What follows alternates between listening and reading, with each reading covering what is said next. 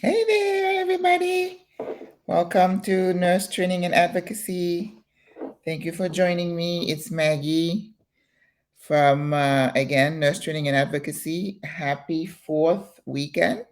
It's the Saturday before July 4th, which is going to be on Monday. It's my birthday month. So happy birthday to me. As I said in my post on Facebook, I am just grateful to be here. And hey, Miss Nervous, nice to see you, darling. How are you? Anyway, today I just decided instead of teaching a class, I would just take you through my online course that I call Skill Build. Okay? We coined a name to mean that whoever else is there, welcome. Um, Building the skills for people who want to be a supervisor, who've been a supervisor, who's aspiring to be in management. I'm not saying I'm an expert in the topic, on the topic, I should say, but I have held many positions. I have been a supervisor, as many of you know. I have been a program coordinator. I have created programs from scratch. I used to own a home care company. I did that for 13 years. So let me tell you, you name it, I've been through it. And I owned a restaurant, and that job was tougher than nursing, if you can imagine that. So I have dealt with people at all levels. When I was in home health, I had some really good bosses and some not so good bosses. So I was determined that when it was my turn to be a boss, that all the things that I wish my bosses were, all the skills I thought that they should have, that I would make sure I would nurture myself so that I would treat my employees the way I wanted to be treated. And I think if you talk to the people who worked for me for those 13 years, they will tell you I was a pretty good boss because I spent a lot of time and energy nurturing people, building relationships, building them up, and making sure they could thrive. And of course, when you're a supervisor, you don't get to make those decisions. Some decisions are made for you and kind of come down the pike. But if you train yourself to have the basic skills of how to manage people, even in this really awful environment that we're living in right now, it makes your job more rewarding, and it really creates an environment where your people that you work with enjoy it. I mean, they understand your limitations. They know that there are things that you cannot control, right? But if you're going to be working someplace for 8, 12, 13 hours every day, you want it to be a place where you can relax and you can interact with other people, and then knowing that you have support. And this is what this course does. So when I left my last supervisory job, I was going to NP school. And even in my job as a psychiatric nurse practitioner, I didn't have to manage people, but still working in 5, 6 different nursing homes, they each have their own flavor. You meet all kind of different people from Ocala all the way to Winter Springs and other places in between. You have got to have it down pat so that when you walk into a building, for example, I had a building that I walked into, and whenever there's a transition, like somebody left and you coming on, there's always that, well, is she going to be like the other one? Is she going to be as good as the other one? So you understand, because you have those skills, that it's going to take a little time for them to warm up to you. And that's exactly what happened. It was a small facility, and they were like, they knew each other. So you walk in like a stranger. It took them a good 3 to 4 months to warm up to me. I used to say, I'm here to do a job. If I have a question, I ask you. We don't have to be lovey dovey, but hopefully the relationship will warm up. And they did. They ended up warming up to me. And when I left, they were really sad. So these are the skills that you need to learn. It's not like, are you a great nurse? Can you run a code? Can you start an IV? Do you know all the regs in the book for nursing homes? That's not what I'm about. Okay. Somebody else can do it, and maybe your place of employment can give you that training. My training is about how do you deal with the day to day? How do you deal with the stress? How do you manage your people? How do you create an environment when they feel safe? Like when I walked into one building one time and this gentleman said, "Oh, you're on today." I said, "Yeah, are you okay?" He said, "We feel safe when you're here." Even to this day, when I say that, it really touched me for a patient to tell me, when you are on, I feel safe. And one of the reasons for this class is that I hear about, all these nurses in these facilities, in the hospital, how their opinion of management is that they don't care about the staff. It's all about money. I mean, it might be, but I don't think it's 100%. You know what I'm saying? But maybe those people in management have not learned how to translate their caring to their team. Because I feel like if you make an employee feel like they're valued, that you appreciate them and what they bring to the table, and you create an environment that is fun, where we can laugh, you can put your hair down, and they feel supported. And I think anybody who worked with me would tell you, Miss Maggie would help you. If I can, I will help you. And I'm always there asking, what can I do to help you? Because to me, it makes your job easier and my job easier. And I understand it's not easy for some people, because some people just don't have those skills. I'm older. I have decades of learning this stuff. So if you're younger, give yourself time. But you have got to be committed to, once I give you the information, you have to go put it in practice. And you say, "Oh, Miss Maggie said to do this." Try it. Keep trying it. And before you know it, it becomes second nature. Research says it takes 3 weeks to develop a habit. So the stuff I talk about in the course is like, like when you get to your workplace as a supervisor, make sure you say hello. Go touch base with everybody. How was your shift? Everything okay? Anything I can do to help? The simple, simple things. But for nurses to consistently say, "I can't take it anymore because I don't get any support. They keep asking me to do all this work." Now, this is a holiday weekend. We all know what's going to happen. Somebody's going to call off, and somebody's going to get stuck staying over because you can't leave, and they keep threatening you with abandonment, even though, there are legal ways to go around that, because if they're leaving you in a building all by yourself, like I've heard some nurses say, for you with 120 residents, that's not safe. I went to a building where they told me the scene is like, "Oh, we don't play. If they keep not sending staff, we call the state." And this lady said, "Oh, yeah, the state is in here at least once a week." Like, oh, that can be good, right? So for you to feel like you have to resort to doing that, that means there is a culture of there is no trust, and they feel like that's the last resort. Now, would you want, if I was a DON, if I was an administrator, would I want my building to run like that? You're going to be losing good people, and it takes you thousands and thousands of dollars to recruit new ones. You can go by the street and bring them in, but they won't stay. They won't stay. Last week, I had a talk about creating culture. So I encourage you all to go to my YouTube channel, Nurse Training and Advocacy, and look at that training, because it talks about how the leadership of the organization has to be committed. First, they have to see the need. Is there a need for culture? And what is culture? What are you known for? How do you run your building? Can everybody say, "Oh, yeah, over here we do things this way"?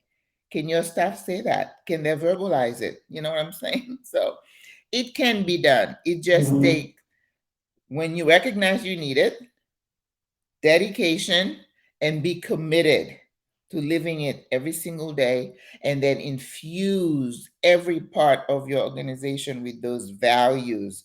Those values mean what we believe, how we do things, and this is how we're going to run this place.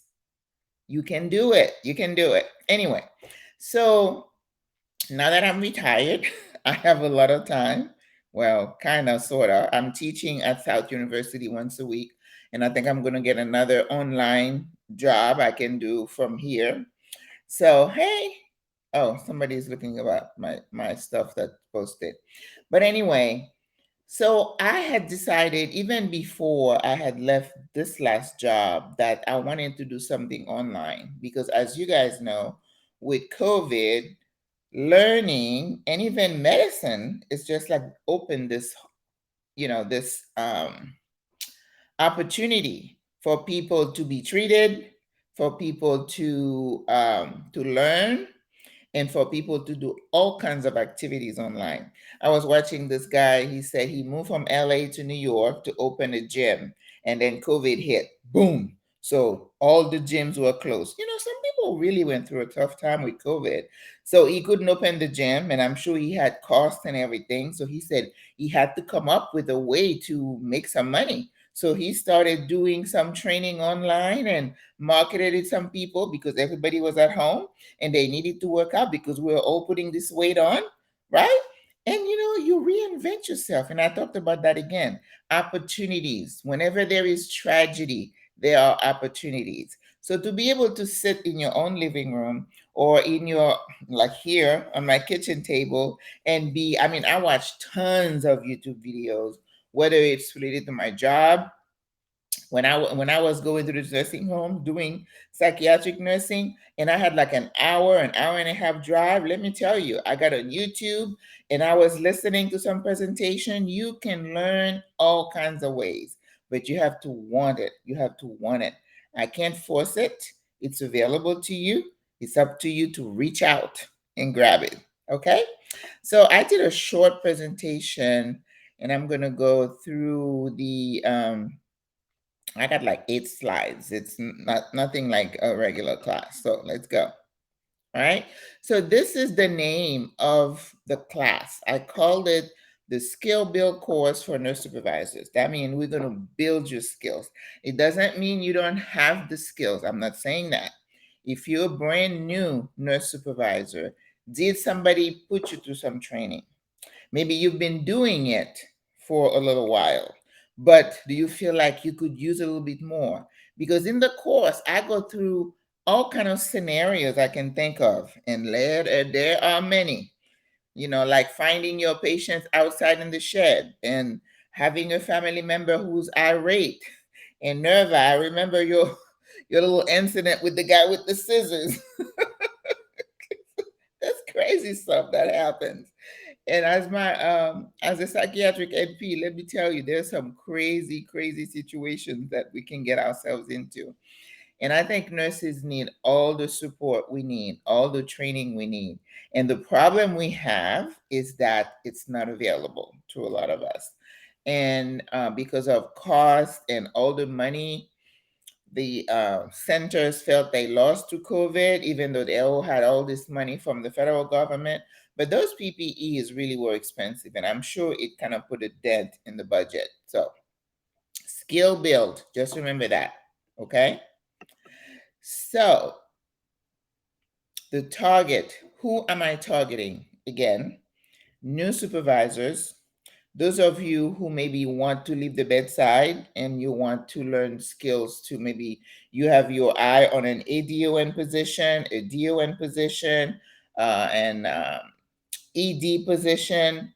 You know what? I'm teaching my nurses now. They're BSN nurses, and I want to impress upon them how nursing is a launch pad. Okay, once you get a degree in nursing, it opens so many doors for you. The sky is the limit. Because as a nurse, you learn to prioritize, you learn to multitask, you learn to deal with all kinds of people, crazy or non crazies, right? You learn to manage your time.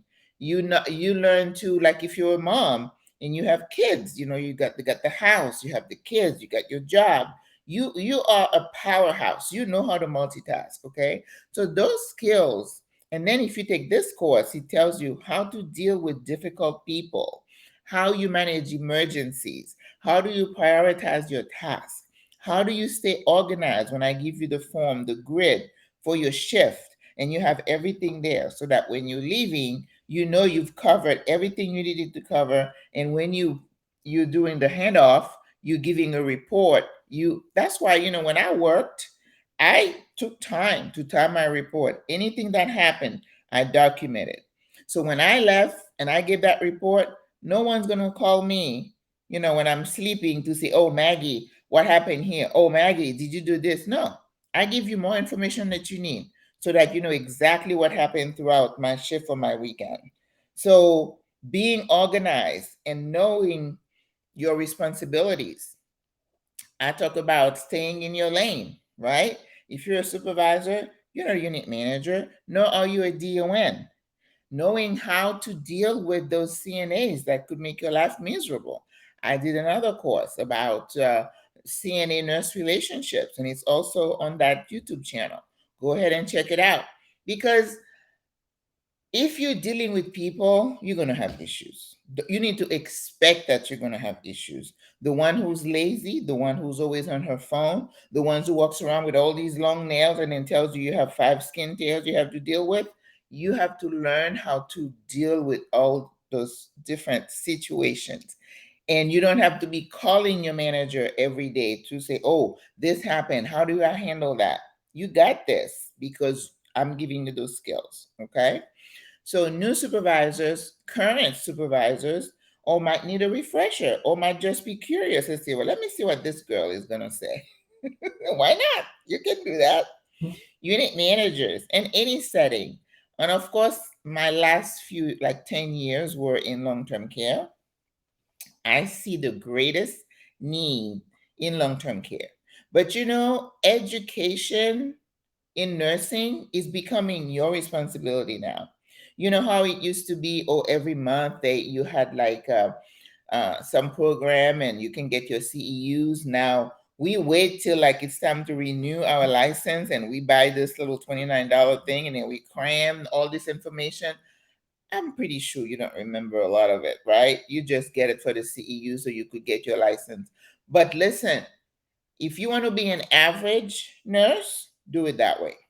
But if you want to be a super nurse, a powerhouse nurse, because let me tell you something, once you get additional training, no one can take that from you, right? Even if it's provided through your employer. If you leave, what's up here is up here, and no one can kind of suck it out. All right. So it's up to you to self improve. I always tell nurses never feel like you're trapped in a job. And the only way you're not trapped in a job is if you have a skill set that is not just what you're doing, but you train and you get additional training in something ancillary, something on this side, so that if something happens over here, you can go over there because you're prepared, you're ready. Okay, so that is your responsibility. So this class is not just for nurses in long-term care. You could work in any healthcare setting. In fact, it doesn't even have to be nursing, right?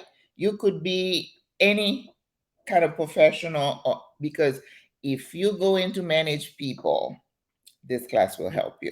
Okay, it's kind of universal. I use a framework because, it's like when you were in nursing school. I don't know if you remember, nursing theories, my least favorite subject. But that's what theories do. They give you a framework. Now, I don't have a theory for this class, but I created the 4 C's in this class. And I call it collect, create, connect, and commitment. Collect, what we do, we gather information about you. Okay. Who are you? How long you've been working? Why are you taking this class? Are you a supervisor? Are you an aspiring manager? Or you've been doing it, you just want to sharpen your skills, right?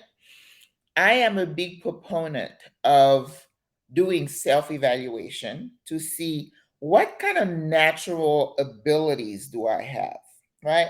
I have abilities to lead. That's something God has blessed me with. but not everybody is blessed with that. And it's okay.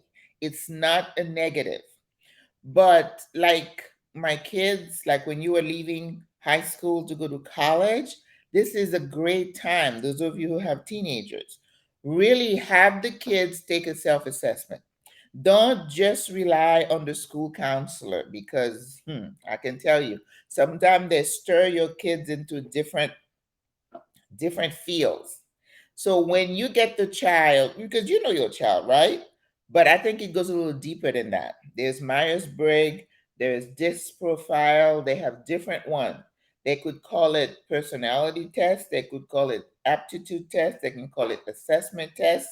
I think it behooves you or as a parent to get your child to take one of those assess. It's not a test, it's an assessment that says, oh, you have abilities that you can talk to anybody. You have the gift of gab and you can sell anything. So you want to go into like communication and sales. If you take a kid who is very outgoing, who's a super extrovert, and you put her like in a lab where she's looking at a through a microscope every single day, how long do you think she's gonna last? She's not gonna last.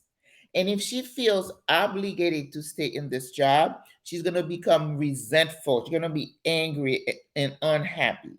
And no one, I mean, no one should choose a career path where they're going to be miserable. Everybody wants to do a job that they find joy in.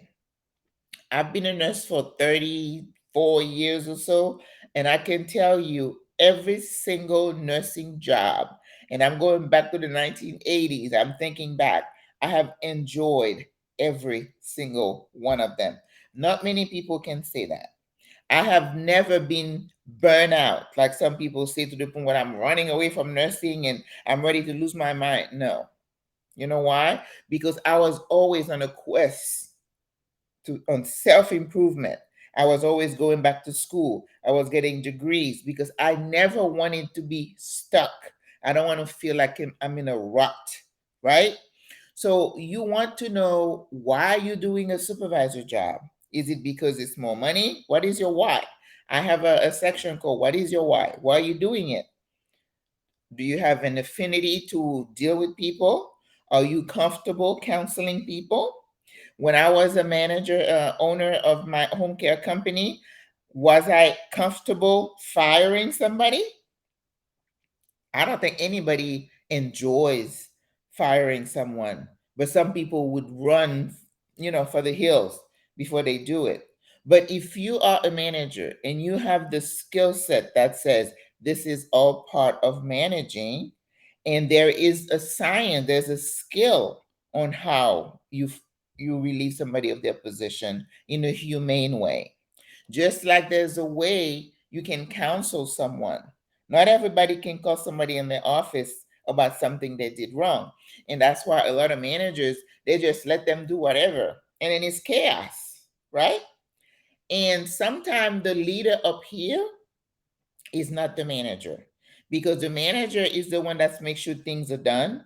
And as a supervisor, you got the same responsibility to make sure that work is done. So you can't afford to be scared, to address issues. You got to have spunk. You got to have courage. You can't be a wuss.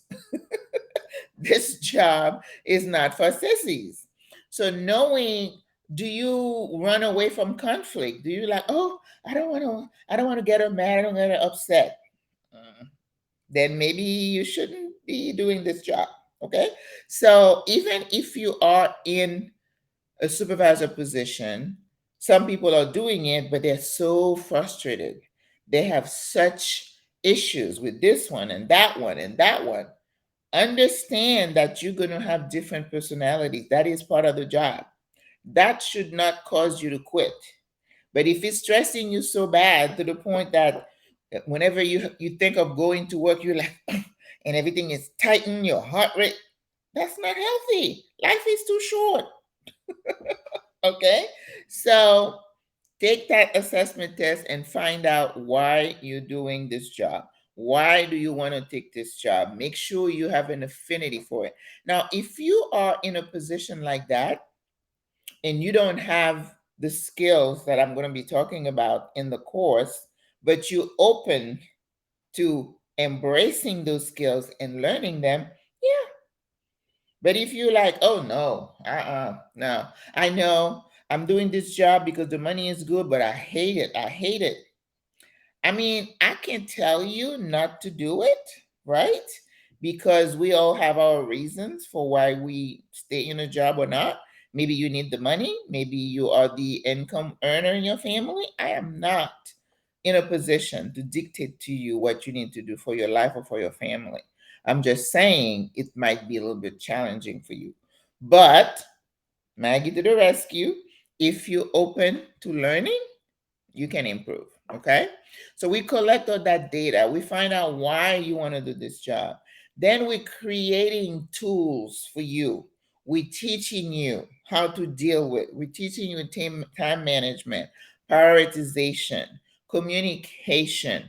How do you deal with doctors, nurse practitioners, the providers? How do you deal with the lab? How do you deal with EMS? That's a whole different, I hear nurses talk about how they come on and they just make us look like we don't know anything. And I'm like, I got an answer for you. You have a way to deal with them. So all these are tools of the trade. I give you a shift grid to make sure you don't miss anything. You have different areas to say, okay, I need to check this, that, and help you stay on task. You have to be responsible, accountable. You have to be able to praise your people. You have to be able to mentor them. I don't want to say correct. I say mentor. You will always keep a positive spin. You have to have high energy. You can't say, oh, I'm too tired. You have to be social. You can't go hide in your office and nobody knows where you at. No, because they'll be talking about you, right? So we're doing all that. This one is a long one because there's a lot to cover in that area. And then connecting, meaning how are you going to connect to your team? And on the team, you have the people who are below you. I don't want to say below, but that report to you. If you're a supervisor, everybody in that building at that point, in terms of nursing, report to you. The nurses, the CNAs, and then you have the ancillary. Those are the people who kind of collaborate with you. Social services, medical record, the kitchen, the kitchen. You guys know the problem we have with the kitchen, right? I know I used to always, when the CNA say, I'm not going over there, we cannot go over there, they're rude to me. And I'm like, give me that slip, and I'm like, we can do it. Bring it on. Okay? Because understanding a nursing home, the kitchen is not hired. The staff is not hired by the nursing home. They're contracted. Just like laundry is contracted. Just like therapy is contracted. You don't deal with your contracted staff like your own staff. You can't really go and say, I'm going to write you up. That means it's like a collaborative agreement. So when they had this guy in the last job that I had, if the CNA went in to ask a tray and they would treat him poorly, and I'm like, no, ma'am, no, sir, we're not doing that. I said, they're asking you for the food for the employees. Our job is for the patients. And our job is to feed those patients. So can I have a tray, please? I'm not leaving here. No, I'm not going back. No, I'm not leaving and coming back. I want that tray right now. See that look in my face? It's like, no, because some people feel they're in a position of power over you and they want to make your life miserable. And I'm like, well, you know what? Two can play at this game. Bring it on. Bring it on. And you're not being confrontational, but patients have to eat, right? So you have no reason to tell me, oh, you got to finish feeding all that hall before you give me a tray. No, we're not doing that. And if it's repetitive, I'm going to go to your boss. No, we're not playing that game. All right. So, but this is more of a issue, but connecting. You guys, those of you who know me, the little potluck and the thank yous, the balloons, and something simple like birthdays for the resident, the little balloon. Some places will do it, but it's sporadic. I can see it one week, the next week I don't see it. In the activities department, what do? Little paper thing, having the patient sit there coloring. There is so much more they can do to create a cheerful environment. Activities mean you want to make sure when you go to work, you energize. You want to say, "Oh, my patients, my building." You want to create that sense of we. Okay? So as a supervisor, you have the responsibility for how you set the tone for your shift, just like your unit manager can set the tone for her unit. And the ED, if you get to see him, because we never used to see ours in that one building, he needs to set the tone. We had a DON in one place I worked out. I could see her shadow going down that way. She just zipped through the unit, did not make eye contact with anybody, did not say, "Hello, how are you?" How are those people in these positions? Because they said they worked at that place for 3 years. All of a sudden, they're an expert and you want to bring them in your building. You don't know what kind of personality they have. Can they work with people? Do they treat everybody the same? Is there a culture of inclusion, equity in your building? Those are huge. And I tell people, I say, bring me on as a consultant. I'll tell you how to do it. You can have like little steps on how you can create culture. Hi, Poonam. It's good to see you. But seriously, you have to make the commitment to do that. And the way our nurses are leaving, people like me. There was a post earlier saying that nurses are retiring. Our average age is in the 50s, like 52. We're getting older. And I have 4 people in my class that I'm teaching. Where are all the applicants? We don't have enough people going into nursing to replace all the ones who are leaving. Um, I belong to a nurse practitioner group, and a lot of these nurse practitioners are leaving to work in wellness, coaching. So we're losing nurses at all levels.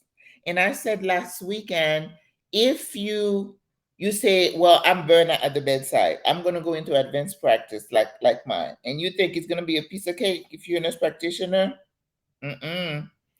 If you did FNP, right? And you work in a medical office. You had like 20 to like 28 patients to see every single day. You have all the notes, and the notes are not like one little block as a nurse. You have all the systems, and you have tests to order, tests to review, family members to call, follow ups, and you take calls. And if you work in long term care in post acute to cover skilled nursing facilities, I'm telling you, sometimes they're covering like 28, 30 facilities. And when I was a supervisor, I could call that person on call 3 or 4 times in my shift, and that's one facility. Think about it. Because if everybody has an issue and you covering from Friday 5 p.m. to Monday 8 a.m., I had a nurse NP that said she couldn't even go to sleep. Through the night, they were calling her. And then Monday, she had to go round and see her resident. So don't think you leaving bedside, going into advanced practice is going to be any better. It's not any better. Well, you don't even make more money. That's the thing. Some nurses will tell you, "Why would I want to go into that?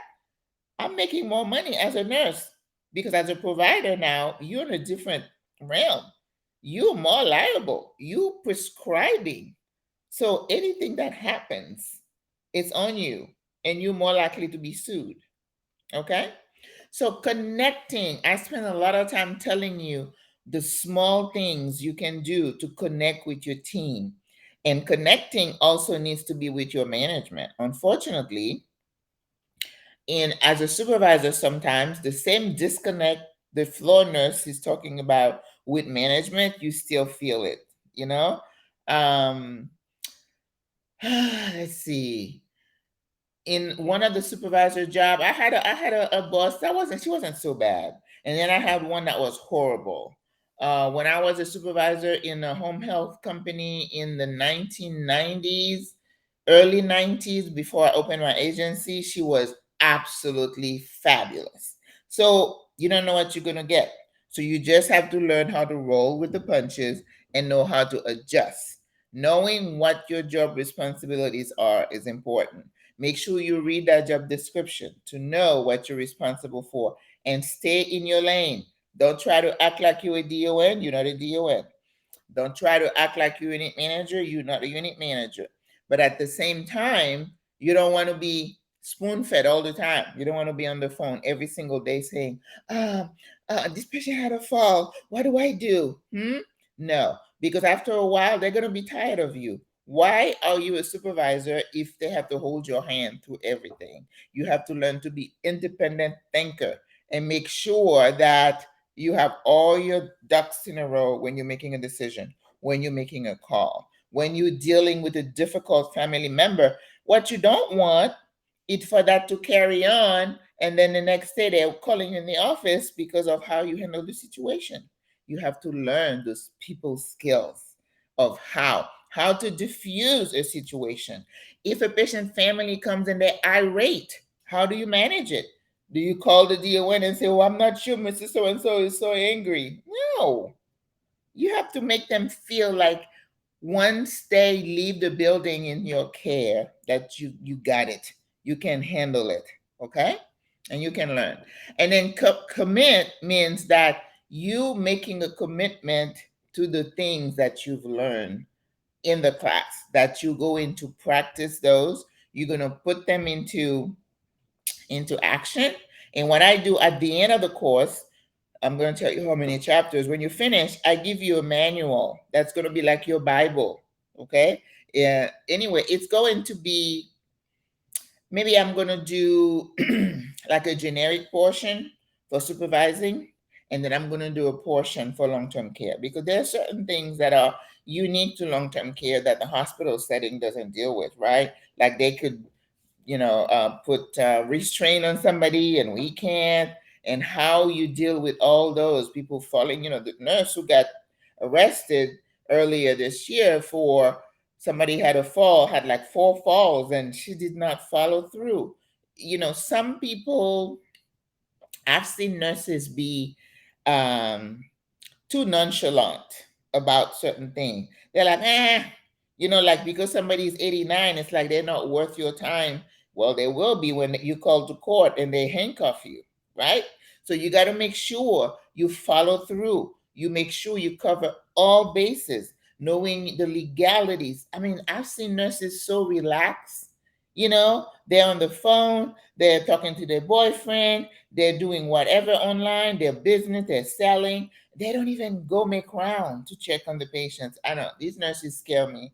And because what we're doing right now is like the warm body thing, right? We There was something on Facebook the other day.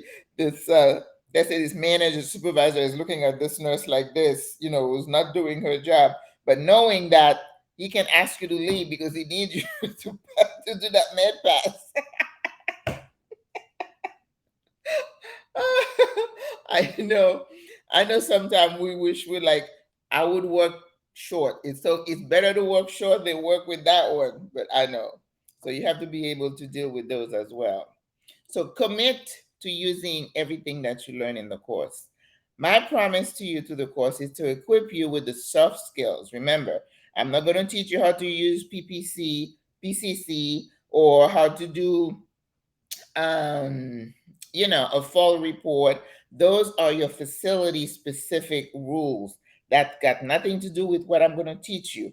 Yeah, I'm going to tell you you have to make sure you follow up and do all your stuff, but the details of it, that's not what I go through. Okay, I don't want you to just do it. I want you to thrive, so that when they do that, what do they call it? That assessment evaluation, your yearly eval, they're like, "Oh, she is doing so great." Because, like, one little form that I create called applause, you need to get in the habit of writing a bunch of applause about your staff, little things that they do. You want to celebrate it. When you celebrate someone and you encourage them, they feel like 10 feet tall and they're encouraged, so that when I ask you to do something for me, you'll do it.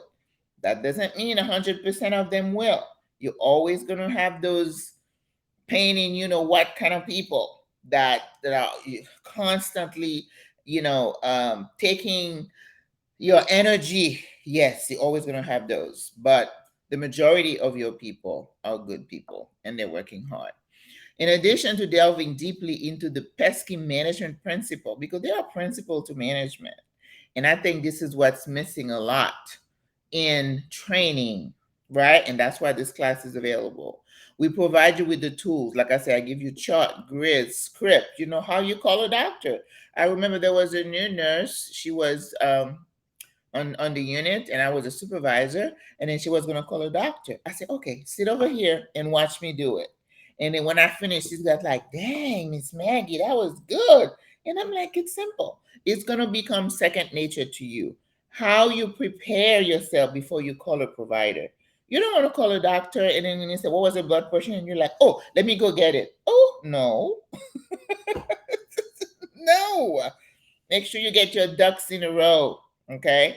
And your supervisor should be a support system for you. Whenever you're not sure, she's there to guide you, but not to hold your hand every time, because we want to empower you as the nurse to take the lead and manage your patients because they're your patients, right? But knowing that you have that support takes a lot of stress off of you. All right. The outline. So the way I have this class, I told you about the framework, right? So I came up to like, I had 13, but I cut it down to like 12 chapters. And in these chapters, we go over different things. So we start chapter one, and then, so depending on how busy you are, because the class is self-paced, you go through it at your own pace, and you can always review the material. And when you buy the course, the regular price, you have lifetime access to it. So once you log on, you can always review the information. So if you forgot something, you can go look at it again. All right. So you can do one chapter a week, or you could do 1 to 2 chapters. It's up to you. It's up to you. Okay. We do the assessment, we do management topics, and we talk about the day-to-day nitty-gritty. And this is why if you run into, let's say you did the course, and then you run into a situation that was not included in that course. And I'm not saying I would cover 100% everything. I'm not God. I don't have, to tell you exactly what's going to happen when. But if there's something you'll say, oh, Miss Maggie didn't talk about that. Let me ask her a question. You can always email me wherever I'm at in the world, and you ask your question, and I'll call you and I'll answer. Building connections, it's important. And then in that little Bible that I give you at the end, you can write all your little information.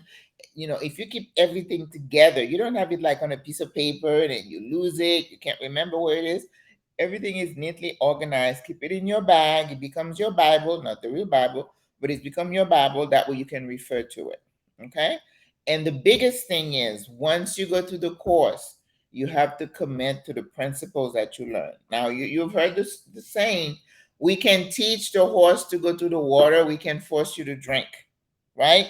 So you can go to a course, but if you don't practice what we tell you, it's not going to do you any good. Okay?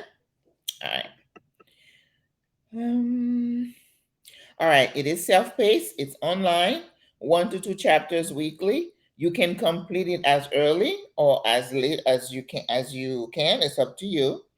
I'm going to include pre and post tests. That means let's say you did chapter one, before you do chapter two, I'm going to cue you on what you learn in chapter one, right? Because learning is repetitive.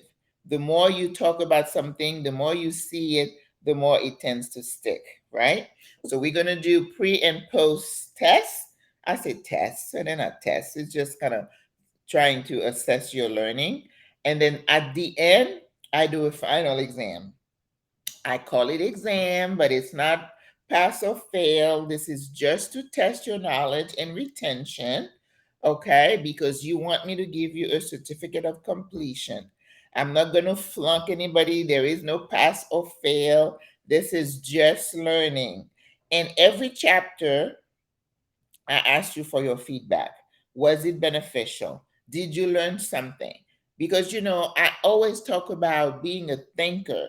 I want somebody to think through things and not just go superficially. If you go superficial, you don't retain anything. You need to put a little bit of thought into what you're learning, right?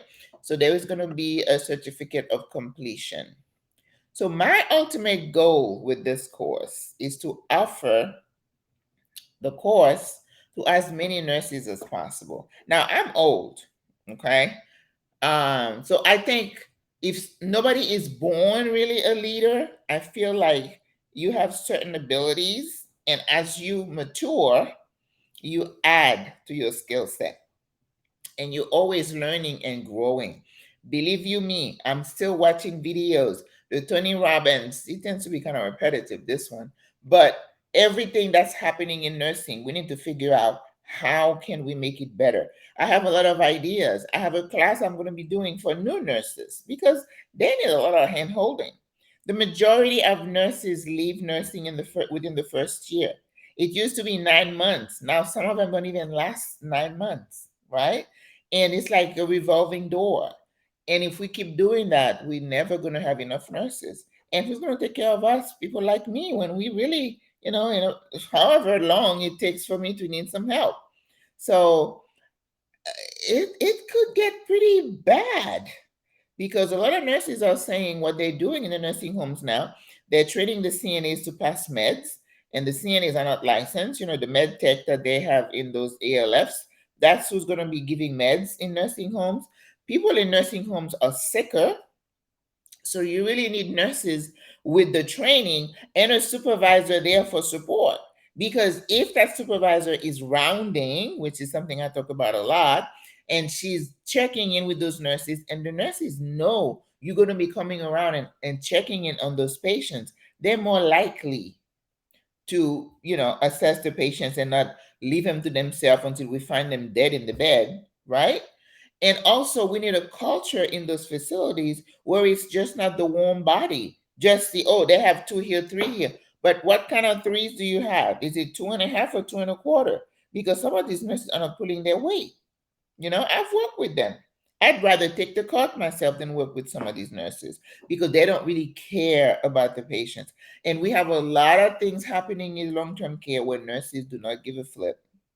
And it is the saddest thing because you know what? Because your mom, your family members, your grandmas, your grandpas are going to be in those nursing homes. And you're not there 24/7. And you put somebody in a nursing home nowadays, I would worry. I never wanted my mom to go in one. And thank God she did not. I thank God every single day. But those places, that's why I tend to run away. Because if somebody put me in a place like that, I'm probably going to make myself so depressed I would die. Right? But it doesn't have to be that way. Because we have baby boomers retiring every single day by the thousands. People like me are retiring. And we're living like longer. So you retire at 64, 65, and you live 30 more years. Think about that. Multiply that by all the thousands retiring. That's a lot of people. And who's going to take care of them? And they're sicker. They have multiple comorbidities. Whew, it's crazy. So currently, right now, I need 5 nurses to get the course at a discount. This is like a mini launch. This is what earlier this week, and I'm trying. I think Poonam, I was trying to get you because that email didn't work for me. But I answered a bunch of questions right now. So if you still have more questions, please send them to me. My email is Maggie Maggie Lazare Lazarre at gmail.com. So I need 5 nurses to sign on so we can give them, it's like half price so they can sign on to the course. We give them chapter 1 and we give you one chapter once a week. That way we can spread it out. You don't feel overwhelmed. It's not like you have a big old thing that you have to learn every single week. No. Okay. Whether you're a supervisor, you aspiring to be a supervisor or manager, or you're just wanting for your own learning. And I would appreciate it if you know anybody who is a supervisor and could benefit from it, just refer them to this. What I do, I'm going to put this on Yeah, I usually put it both on Facebook and on YouTube. It's the same name, Nurse Training and Advocacy. Your feedback, suggestions are always welcome because I am not proud to say, oh, I missed that. You know, I'm not perfect. So I think this was the last slide. Thank you for your support. Nerva and Punam, thank you for being with me. Do you guys have any questions for me? Because if you email me and say you want to take the course at the introductory price, then I send you a document, and in that document, there is a link, and you go through that link to register. We don't do the registration right here because I'm going through a program to do that. It's so nice to see you guys. Anything? I'm waving. I don't see anything written down. Mm, I'm learning to embrace my fat cheeks. I've always had them. All right, guys. Well, I don't see anything unless somebody's typing.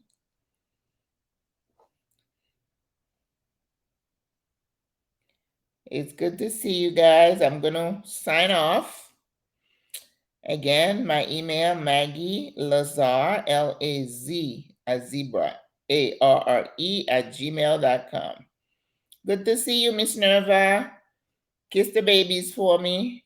And Miss Punam, if you want to email me, I would love to chat with you. Bye, guys.